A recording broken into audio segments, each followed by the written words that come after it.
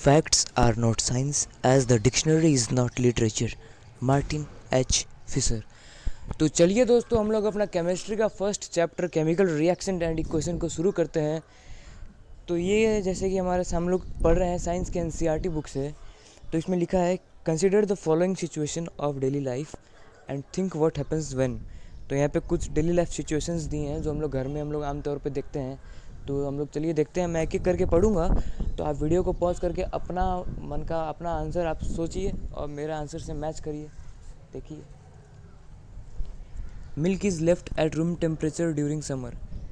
तो ये तो बहुत आसान है।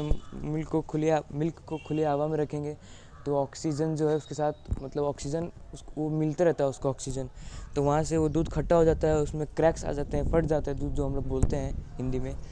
तो यही है, केमिकल रिएक्शंस ही है। इसको हम लोग केमिकल रिएक्शंस बोलते हैं क्योंकि इसके अंदर का एक डीप अंदर रिएक्शन चल रहा होता है। तो यही इस रिएक्शन को हम लोग ऑक्सीडेशन रिएक्शन बोलते हैं। इसके बारे में हम लोग आगे पढ़ेंगे। अगला यहाँ पे बोला है, रुकिए मैं आपको दिखाता हूँ। चलिए, अगला यहाँ पे बोला है an iron tawa pan nail is left exposed to humid air. तो इसमें जो होता है, इसमें भी सेम ऑक्सीडेशन रिएक्शन होता है। ऑक्सीजन ये आयरन के मटेरियल के साथ रिएक्ट करता है तो आयरन ऑक्साइड बनाता है, जिसको हम लोग रस्ट भी बोलते हैं। तो ये एक रेडिश ब्राउन कलर का एक लेयर फॉर्म कर देता है आयरन मटेरियल के ऊपर, जिसकी वजह से उसको जंग बोलते हैं ना, वो ख़राब कर देता है आयरन मटेरियल को। तो इसीलिए हम लोग खुले हवा में रखने के लिए हम लोग बहुत सारे प्रिकॉशंस यूज़ करते हैं, जिसके बारे में हम लोग आगे देखेंगे। थर्ड नंबर पे है ग्रेप्स गेट फर्मेंटेड।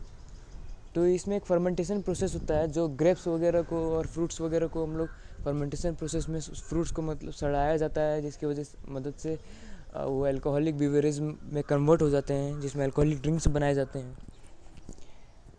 दूसरा दिया है फूड इज़ कुक्ड। फूड जो हम लोग खाना पकाते हैं उसमें जो फूड का जो फाइबर होता है उसको डिग्रेड किया जाता है, जिसकी वजह से जो हम लोग खाना होता है वो सॉफ्ट हो जाता है और इजी टू ईट हो जाता है। ठीक है। फिर दिया है food gets digested in our body. जो हम लोग खाना खाते हैं तो लार्ज फूड होता है वो स्मॉल फूड पार्टिकल में कन्वर्ट हो जाता है, जिसकी वजह से हम लोग डाइजेस्ट करने में ईजी होता है। फिर दिया है वी रेस्पायर। इसमें सेलुलर रेस्पिरेशन नाम का केमिकल रिएक्शन टेक प्लेस होता है। इसमें ग्लूकोज और हम लोग जब रेस्पिरेट करते हैं तो हम ऑक्सीजन जाके ग्लूकोज के साथ मिक्स होता है, फिर वाटर, कार्बन डाइऑक्साइड और एटीपी मॉलिक्यूल निकलता है। तो यही सब केमिकल रिएक्शंस हैं, अपने बुक में दिए हैं। तो अगर आपने आंसर सही दिया है तो मेरे वीडियो को लाइक करें, अगर नहीं दिया है तो कोई बात नहीं, आगे हम लोग पढ़ेंगे। In all the above situation, the nature and the identity of the initial substance have somewhat changed.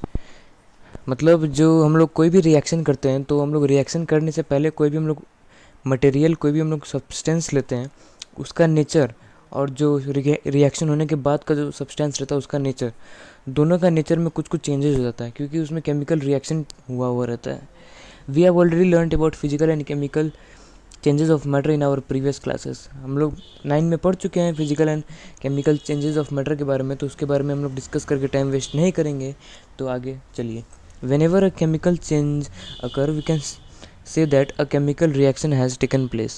You may perhaps be wondering as to what is actually meant by a chemical reaction. How do we come to know that a chemical reaction has taken place? Let us perform some activity to find the answer to this question. Activity 1. चलिए हम लोग यहाँ पे activity दिया हुआ है, इस activity की तरफ एक बार नज़र मार लेते हैं। तो एक्टिविटी 1.1 एनसीईआरटी बुक में दिया हुआ है। ये एक मैग्नीशियम रिबन का एक्टिविटी है, जिसमें कि मैग्नीशियम रिबन को बर्न करते हैं तो मैग्नीशियम ऑक्साइड हम लोग को मिलता है, जो कि वाइट कलर का होता है। तो इसमें कुछ कुछ स्टेप्स है, उसको आप पढ़िए और इसमें क्या आप ऑब्जर्व करते हो वो आप कमेंट सेक्शन में लिख के बताइए। तो जैसे कि यहाँ पे दिया हुआ है, मैग्नीशियम रिबन जो होता है मेटेलिक सिल्वर कलर का होता है, तो इसको हम लोग बर्न करेंगे तो एक डेजलिंग वाइट फ्लेम, यहाँ पे देखिए यहाँ पे दिया हुआ है डेजलिंग वाइट फ्लेम देता है, और जो कि एक मैग्नीशियम ऑक्साइड नाम का वाइट पाउडर प्रोड्यूस करता है। तो ये हम लोग एक्टिविटी करने से पहले मैग्नीशियम रिबन को हम लोग सैंड पेपर से रब करेंगे। मैग्नीशियम रिबन को सैंड पेपर से रब करने का ज़रूरी है, इसीलिए ताकि उसके ऊपर का जो लेयर है हम लोग ऑक्सीजन का लेयर हटा सकें, ताकि वो अच्छे से रिएक्ट कर सके। एक्टिविटी 1.2 देखते हैं।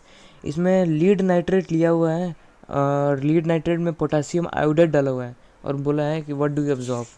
तो इसमें हम लोग देखते हैं, इसमें जो लीड नाइट्रेट और पोटासियम आयोडाइड जब रिएक्ट करते हैं तो आयंस का मतलब मीटिंग एक रिएक्शन है जिसको प्रिसिपिटेट रिएक्शन भी बोलते हैं। इसमें जो फॉर्म होगा वो है लीड आयोडाइड और पोटासियम नाइट्रेट, जिसमें कि लीड आयोडाइड येलो कलर का प्रिसिपिटेट फॉर्म करेगा इस सॉल्यूशन में। तो ये है एक्टिविटी 1.2।